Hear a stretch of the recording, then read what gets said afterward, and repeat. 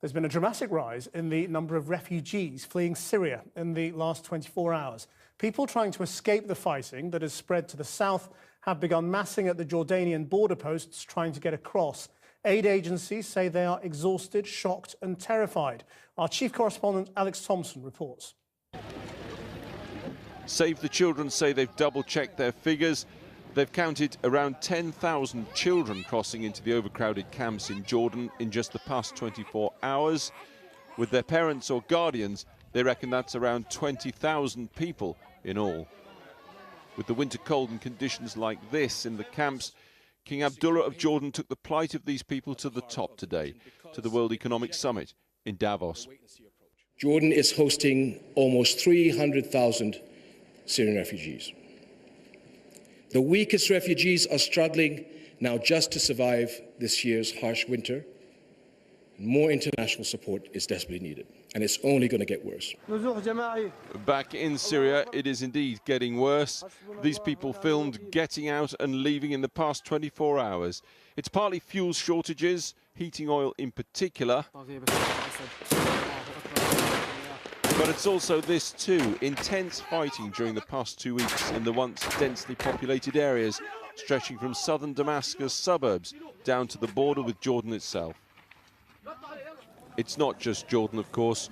Syrian refugees now strung out across Lebanon, Iraq, northern Syria and here over the frontier in Turkey, where toys were handed out today and the little boys seemed pleased enough with them. These girls, however, appear to have the weary stare of young people who've known already far too much of what life can bring.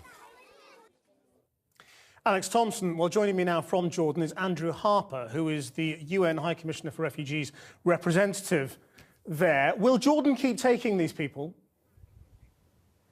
Well, Jordan will continue to accept refugees while it's got the support of the international community. I think that the issue is Jordan needs much more support than what's currently coming. And I mean, how big is the flow? Because we're getting sort of mixed reports about the scale. Some people are saying tens of thousands have come in one day.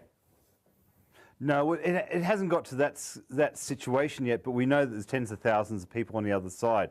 Last night there was about 3,500 people. We're averaging about 3,500 to 4,000 people for the last few nights, which is a quadrupling of the figures that we saw about a week ago.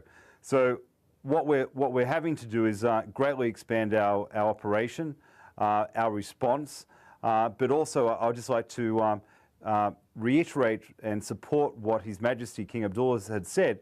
Jordan will continue to provide support to these people, but it does need the international community to demonstrate international burden sharing. Like, we will do the job, we'll make sure that these people are protected and assisted, but the level of that assistance and protection is based on the resources that we've got. So what does that mean? You need new pledges of cash, do you now? Well, we need new pledges of cash yesterday, a week ago, a month ago.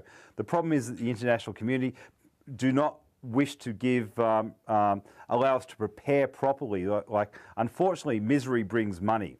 And at the moment, we're seeing a lot of misery coming across the border.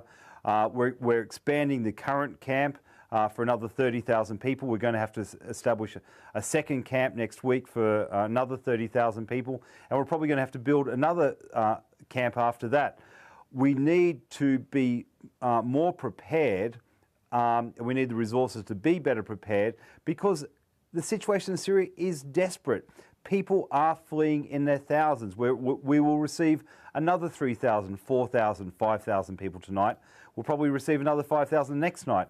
And we need the resources to give people the accommodation, the food, the water, the blankets to survive. You're describing an almost broken situation whereby entirely predictable flows of desperate people cannot be helped until they are shown on television screens being desperate.